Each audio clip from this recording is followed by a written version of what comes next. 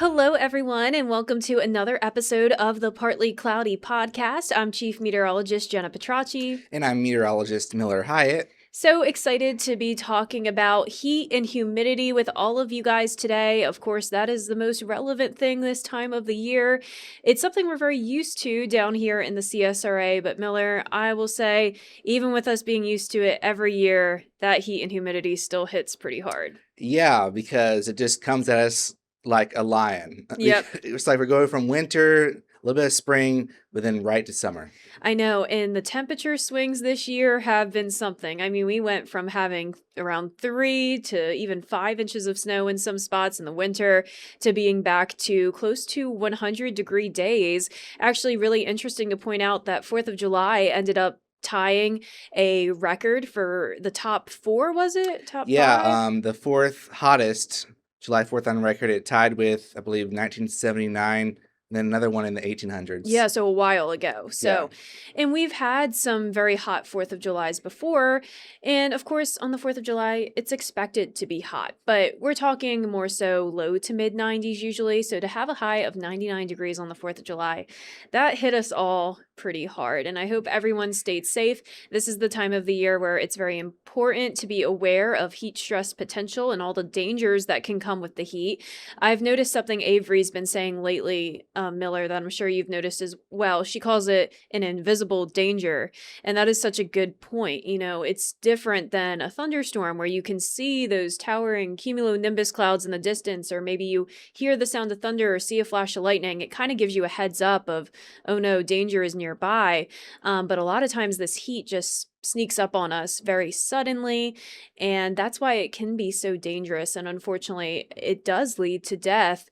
Especially with those who are most vulnerable. That includes children and elderly. And we're going to get all into that today, give you some safety tips on how to get through this summer heat because it is not going anywhere, Miller. Looking at the extended forecast, we're not cooling down anytime soon. Temperatures are either hovering right around average or a little bit above average. Yeah, so mid-90s are here to stay. I hope everyone is getting ready because it's not going anywhere. I'm counting down the days until October. Yeah, we're at the point of the year where if we get a 92-degree day, we're lucky. That's the cool down. That's the cool down, and a low of 70. That's even a cool down.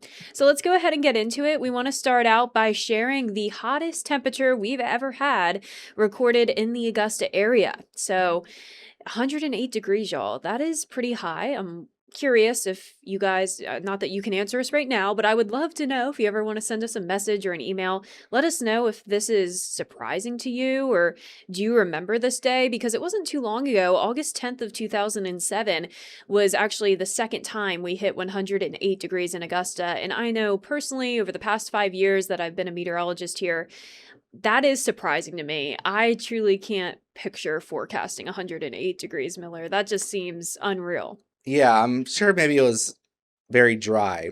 Yeah. It takes a lot to heat up if it's not humid. Exactly. And we'll talk more about that coming up. And we also want to share with you guys some of the most significant heat waves that we've had here in the CSRA. So we're going to take a look at that now.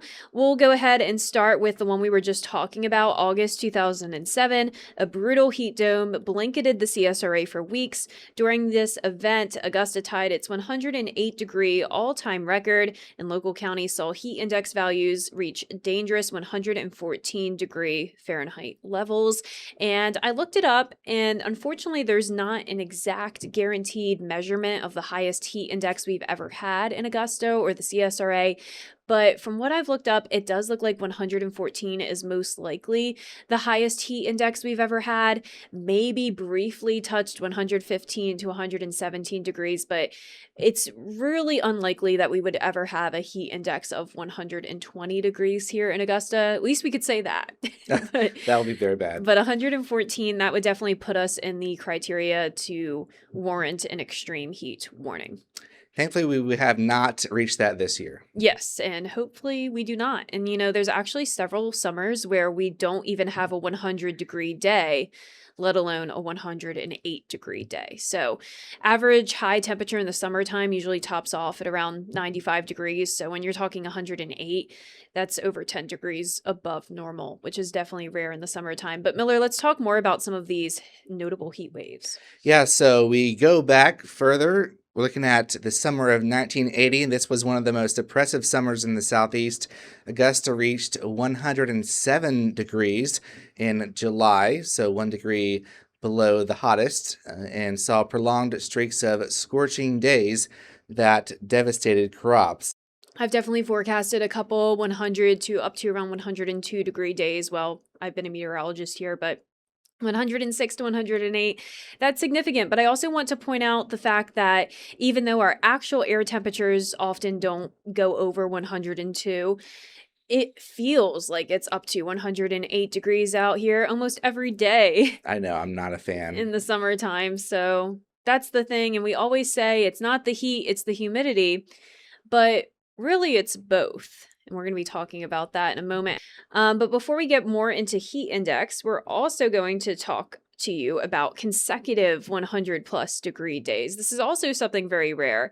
You know, we could easily hit 100 degrees one day or maybe 2 days, but to have a streak of 5 to 7 days, Miller, in a row, that would be also something we don't see very often here as meteorologists. Yeah, I do remember growing up. There was a time there was like several days of 100 degrees. It might have been that 2007 time period because I was trying to count down how many years ago was that? It's almost 2027, so almost 20 years ago. 20 years. So 19 I years was like ago. 11. I don't remember what grade I was in, but it was around that time, I Mm. remember.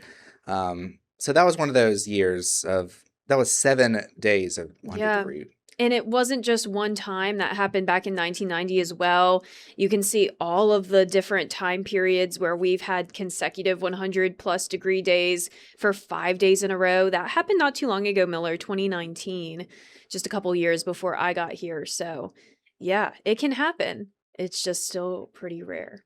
Yeah, I was in La Crosse, Wisconsin during that time, so I was not. It did get pretty hot. I So bet it did up there people are too. not.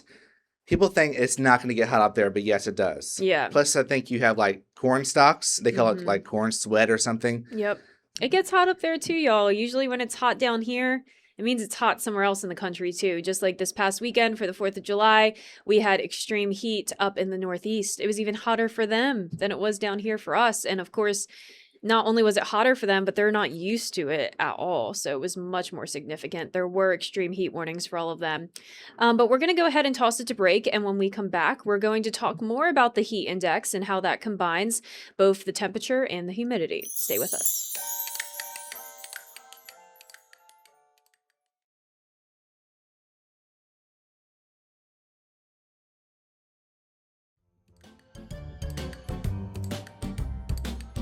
Welcome back to the Partly Cloudy podcast. We just talked to you all about some significant heat waves we've had here in the CSRA, and now we're going to talk about the heat index, something I'm sure many of you are already familiar with, but in case you didn't know, temperature measures the air's heat. Well, humidity measures the moisture in the air. That's something we talk about a lot. Moisture is very important when it comes to our weather here, not just based off the humidity, but also moisture ends up leading to chances of rain and storms. So that is a key player in our forecast. And a lot of times we do have a lot of moisture here because we are in between the Atlantic Ocean and the Gulf. So there's a lot of tropical moisture usually coming in. So then when you combine the temperature and humidity, you get the heat index. And the heat index is how hot it feels when the air temperature and the humidity are combined. So that's something we talk about all the time in the summer. And Miller, let's talk about the humidity factor, how it differs from low humidity versus high humidity, how our body reacts to that. Yeah, that's right, Jenna. When you have the low humidity, it's feeling good. But then when you have high humidity, of course, you start to sweat. And thankfully, our bodies can cool us down. But if it gets too high, that means you start to really overheat, and that's what we're looking at here. So low humidity, you have drier air allowing moisture to evaporate, and then high humidity, you have moist air and that limits the evaporation, so it makes us more uncomfortable. So relative humidity is the percentage of moisture in the air compared to what the air can actually hold at its current temperature, making it change as the temperature shifts. Dew point is the actual temperature to which air must be cooled to become fully saturated and form condensation, providing a constant exact measure of moisture. So think of relative humidity, it's a percentage, it's like a math equation. It's taking into account the moisture and the temperature compared to the dew point is the actual number we would need for the air to be cooled to become fully saturated. So for example, if we have a temperature of 75 degrees and a dew point of 50, the actual temperature would need to drop to 50 for that air to become fully saturated. And the reason we don't show relative humidity during the late nights and early morning hours especially is because it's nearly always around 95 to 100%. Because think about it, our low temperatures every night in the summertime, usually around 70 degrees. And what are the dew points in the summertime? Also usually around 70 degrees. So it's just not a very accurate measure. Essentially, the air is always saturated at 100% during the morning time. Now, 100% saturated air doesn't necessarily mean it's raining or that there's clouds, and that's because you need some sort of lifting mechanism to develop that. But it's just very confusing, if that makes sense, to show relative humidity when it's all based off a percentage of the temperature and humidity compared to the dew point, showing you that actual number. So a good way to think about it is just remembering the different levels. And that's why we show the sticky meter so often when we're on air doing our broadcasts. Our sticky meter will show you that dew points below 55 degrees, that's comfortable and dry. Dew points that are around 55 to 65 degrees, that's when we say it's pretty muggy, starting to be humid, and then dew points above 65 and at the highest up to around 80. That's that tropical moisture, super, super sticky out there. So that's what you need to remember. Forget thinking about relative humidity. It's confusing. It doesn't matter. Think about the dew points. It doesn't matter based off the temperature. If dew points are below 55, it's going to feel comfortable out there. And in the fall season, and sometimes in the spring, like the early spring especially, we have some really nice dew points. We could have temperatures in the 70s and dew points only in the 30s. And then, of course, sometimes the dew points can get too low in the teens or 20s, and that's when you're talking fire danger and all these other issues. But yeah, that's my little rant about dew points versus relative humidity. It's just, I think I've even had people ask me before, can you show the relative humidity map more often? And I can during the peak heating of the day, like around noon to 8 p.m. It's acceptable to show. It makes sense. But once those temperatures and dew points meet, there's no point in showing the relative humidity map because it's always going to be around 95 to 100%. And if people see 100% humidity, that sounds frightening. It sounds like, oh boy, it's really humid when it's not actually. I hope all of that makes sense. Yeah, It's a because lot it can to be explain. high during the winter when Yes. it's cold and dry. So what's the point of showing 90% humidity? We show the dew point instead because it shows that cold, dry air. So, it's all about the temperature. Plus, warmer air can hold more moisture. So the dew Yep. point's not the humidity's not as high. So it's just, Yeah, exactly. And the humidity level also will impact how hot it actually gets as well. That's another thing that's very important. And why we were saying, even on a day where it's 108 degrees out there, the heat index was only 114. I mean, that's still bad, but you may be thinking if the actual temperature is 108, it's probably feeling like 125 out there, but that's actually not the case.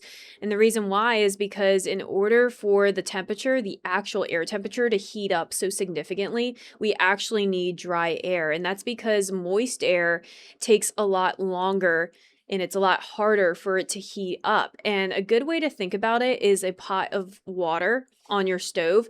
Think about if you have that pot of water you're trying to boil, it takes a while for that water to heat up and boil.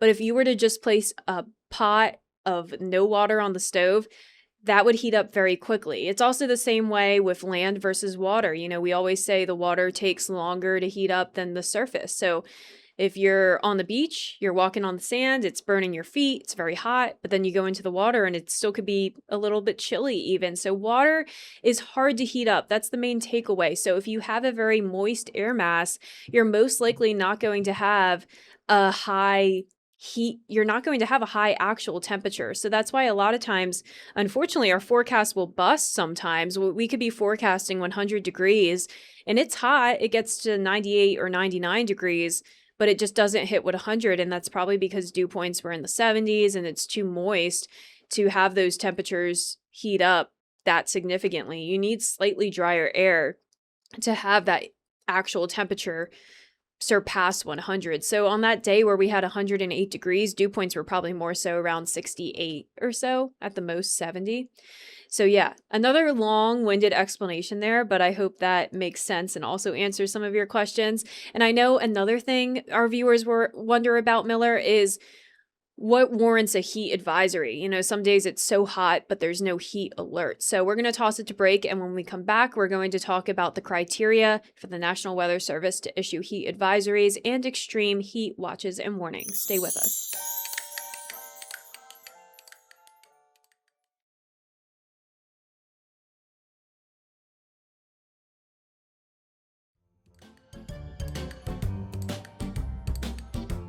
Welcome back. Now we're shifting gears to heat advisories, which, of course, we see a lot during the summer. We just saw many days with heat advisories this past week leading up to the July 4th holiday, and we do have different criteria in the CSRA. So many times you watch us and part of the area is under one, but the other part is not. It's because we have different advisories bringing different criteria, especially for our central and eastern counties, which oftentimes are not under that advisory because you need a higher heat index to have a heat advisory issued. So advisory criteria for the Augusta Metro and our South Carolina counties, 108 to 112 degrees, while our western counties, 105 to 109, which is why they are most often seeing that advisory, because we have to get to 108 degrees while they only have to get to 105 degrees. Yes, and I know that can be so confusing because a lot of times, you know, we're forecasting about the same heat index across the entire viewing area,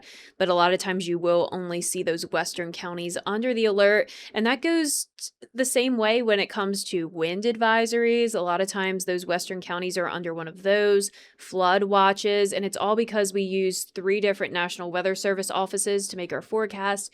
National Weather Service out of Columbia, which is for places like Richmond and Aiken counties. Then we also have the Charleston National Weather Service office, which in this case, luckily, those 2 align at least. So we're not using 3 different criteria ranges. But then our western counties use the National Weather Service in Atlanta or Peachtree City. So yeah, that's something to keep in mind. It's a good reminder that if you see a heat advisory for our western counties and you're in Richmond or Aiken, never think, oh, it's going to be a nice cool day where I am. No heat advisory. No, it's going to be the same. It's just the National Weather Service office knows that certain counties have essentially like a higher threshold. We can handle it a little bit better. But when you're talking counties that are pretty much side by side, what difference does it make really? It's just you have to separate it at some point. Yeah, that makes it very annoying for us forecasters, but we try to explain the best way we can. Yes. And another thing about this heat criteria is you need to have consecutive 2 hours for this criteria to be met, Jenna. That's another very important thing to note, and also something that I know can be confusing as well, because sometimes we'll show you this heat advisory where we'll say, okay, heat index up to 108, but then we're showing our current heat index map and you see 112. Yes, that's still possible. It's just that 112 degree heat index probably was only there for about 30 minutes at the most. So that's why you wouldn't have a heat advisory or extreme heat warning, even though it can briefly hit 112. So once again, some risk of heat stroke and heat exhaustion when you have a heat index of 108 to 112 for at least 2 hours. And then for extreme heat watches and warnings, high risk of heat stroke and heat exhaustion. And that is for a heat index of 113 or higher for at least 2 hours. And this is for the National Weather Service out of Columbia, which is the main National Weather Service office we use for our forecast, since it does include the Augusta Metro, Columbia County, Aiken County, and things like that. But another thing we wanted to point out, I feel like I keep saying the same thing, Miller, that this is like a tricky concept, but it really all is. This is all stuff that I hope you guys are finding helpful. I hope it's answering some of your questions because it can be confusing. Heat stress potential map. We show this a lot. And Miller, explain to us, what is this heat stress potential map? How are they coming up with these different levels of elevated, high versus dangerous and extreme? What is this based off of? Yeah, Jenna. So it's based off of the wet bulb globe temperature. You might have heard this, but many times we do not talk about this at all.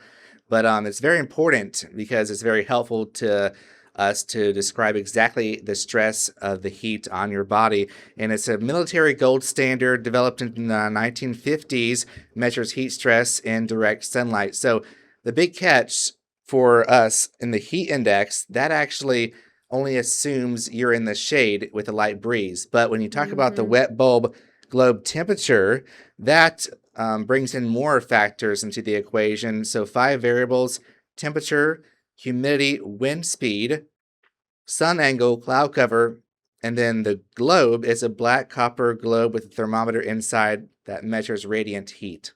Yeah. So I know that sounds very overwhelming, but think of it as, there's so much more to heat stress potential on our body than just the actual temperature and the humidity outside. There's so many other factors that have to come together. Picture it could be very hot and humid, but what if you have cloud cover? Or what if you have a nice breeze coming in that's going to bring your body a little bit of relief? Then the heat stress potential is not going to be as high. But if you're talking a high temperature, a high humidity, the sun is beating down, you have high solar radiation, and you have very light winds, that heat stress potential in your body is going to be very dangerous. And something interesting to note is also that the wet bulb globe temperature is why Georgia high schools, their football practices are regulated so strictly, because it can get dangerously hot, especially if you're outdoors, practicing, doing anything athletic. Yep. Your body can the heat takes a toll on your body. And when the wet bulb globe temperature hits 92 degrees, outdoor practices are suspended. Wow. So. Yep. That really puts it into perspective of how important that is. It's not as simple as just looking at the temperature and the humidity. There's a lot more that goes into it when it comes to how we emphasize heat stress potential and how we protect our bodies during these hot summer months. So I hope you learned a lot more, and we still have more to teach you. And we also have some advice to share with you to help you get through these summer months. So stay with us. When we come back from break, we are going to be talking about hot car safety tips and how that could play a factor in the summertime, sunscreen tips, you name it. We've got it all for you when we return.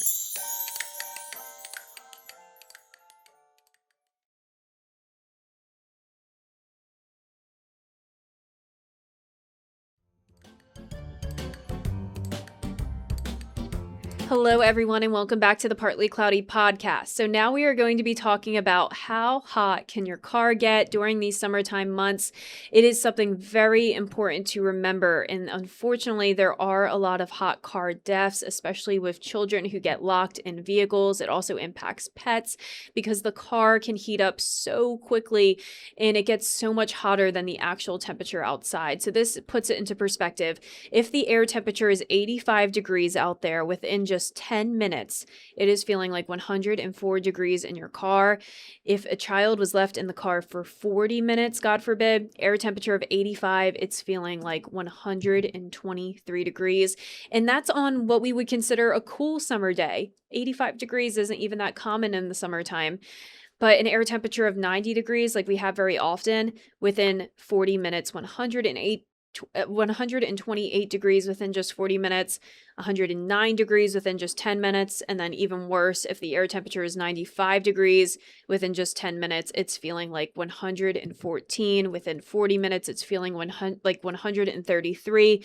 And worst case scenario, within an hour, it's feeling like 138 degrees. And then, of course, it can still get even hotter than that. A 100-degree day, 143 degrees within 60 minutes, and 119 within just 10 minutes. So this is definitely something that is very sad, of course, and it's something that we also have to even remember outside of the summertime months, because as you saw there, even an 85-degree day can lead to an extremely hot car. So we emphasize it a lot in the summertime because that's when the risk is higher, but this is something important to remember year round. Miller, talk to us more about some heat safety tips. Yeah, so we talk about this a lot. I show this graphic, Jenna does too. So you want to stay indoors as much as possible during a heat wave. But if you do work outside, of course, we can't forget about the construction workers. Anyone that works outside, just please stay hydrated. Have a portable fan.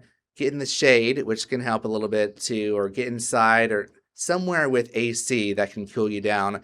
Drink plenty of water with electrolytes. You also want to check on the elderly, the young, those susceptible to heat-related illnesses, and wear bright colored clothing, loose fitted colored clothing to kind of reflect off that sunlight to keep you cool. And if you must go outside, Jenna, go early or late in the day. But of course, we know people are going to the pool in the afternoon, but these are just safety tips. We want to let you know how to stay safe during the heat. Yeah, I'd say especially when it comes to dressing your children, there's nothing worse than a tight-fitting black t-shirt in the summertime months. You want to wear those really breathable, lightweight options that are, like Miller mentioned, light colors. Do not wear black in the summertime. That is just a disaster waiting to happen. No. And of course, you also want to wear sunscreen. And once again, don't forget about your children. Don't forget about your elderly family members or friends. Make sure they remember to put on sunscreen as well. During these very hot summer months, you want to use at least SPF 30 or higher. And you want to reapply it very often as well, especially with how often you could be sweating outside when the humidity is high. If you're swimming at the lake, pool, or river, you want to always reapply it as well. This is the time of the year to really stock up on a lot of sunscreen and, of course, spend time in the shade as much as possible as well. So I hope that helps all of you stay safe during the summertime months. So that is all we have for you today. We will also encourage you to follow us on social media. Here's a look at our Facebook pages, including the WJBF News Channel 6 weather page. We're always talking about the heat and humidity on there, so you can find out more about your forecast. Give us a follow and join us again next week. Avery will be back, and her and Miller will have more great information for you. Have a great week and stay safe and cool. Bye. Bye.